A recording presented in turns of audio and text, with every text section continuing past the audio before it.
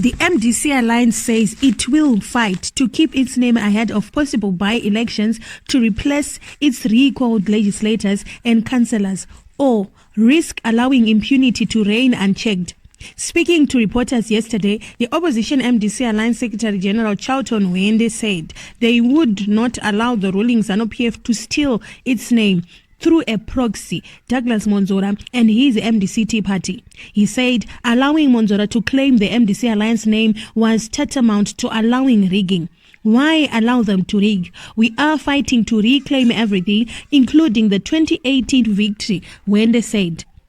Our position is clear that we are the MDC that was founded in 1999 and participated in the last elections as the MDC Alliance. That is our name and that is our history, and it holds our values as a party. He added that if his party changed its name, then the elections would be stolen. The MDC Alliance Secretary General said his party would not abandon its name, adding that it was prepared to fight the system. If we surrender the name, the thief will come again and steal more from us, and therefore we will have to continue fighting. It is our name. Why should we abandon it? Monzora is just an accessory to the theft, and we are not even worried about him. We want to deal with the real thief, he said. Hwende also said the MDC Alliance would, as a way of protest, boycott by-elections if it was blocked from using its party name. His statement comes after Monzora's MDCT last month claimed that it would contest the yet-to-be-announced by-elections as the MDC Alliance, a move that is likely to confuse opposition voters and advantage the ruling ZANU-PF party. Hwende yesterday insisted that Monzora's MDCT was working in chaos with ZANU-PF to destroy their movement. He said the Nelson Chamisa-led party would not participate in any by-elections if it was forced to abandon its name, but would keep fighting for electoral reforms to ensure a level playing field. There won't be any by-elections that will be allowed to take place without the MDCT represented by Advocate Nelson Chamisa, he said. We are Zimbabweans and we are protected by the Constitution, and President Emmerson Mnangagwa is determined to make our party extinct. We are not going to allow them.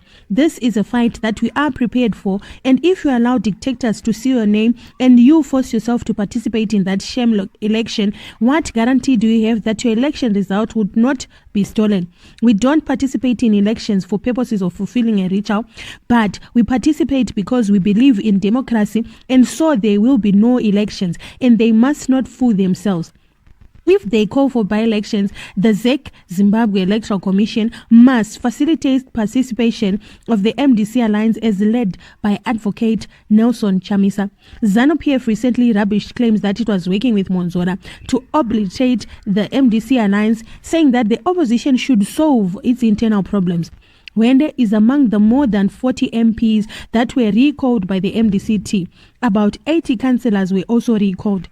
The country awaits by-elections to replace the MDC Alliance recalled MPs and councillors, but ZEC yesterday said it would remain guided by the legal framework and the health ministry regulations on conducting of the by-elections. In a statement, ZEC Chief Elections Officer Utolia Salaigwana said, while the rights and freedoms for citizens are enshrined in the Constitution, which include the right to elect leaders of their own choice, there were also limits imposed on such rights.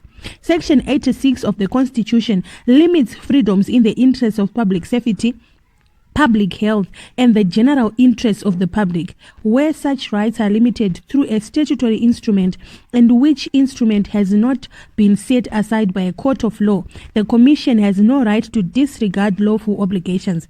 On March the 1st, 2021, the Minister of Health and Child Care relaxed these measures, and subsequently the Commission also announced the resumption of some electoral activities such as voter registration and transfers, while by-elections remain suspended since some lockdown measures of Statutory Instrument 10 of 2021 are still in force, said Silaigwana. United Kingdom-based lawyer Alex Magaisa, however, said there was no need for legal basis to justify the continued suspension of the by-elections. It's the illegality that bothers me. ZEC Chief Elections Officer can justify the suspension of by-elections all he likes, but he should not use false legal grounds.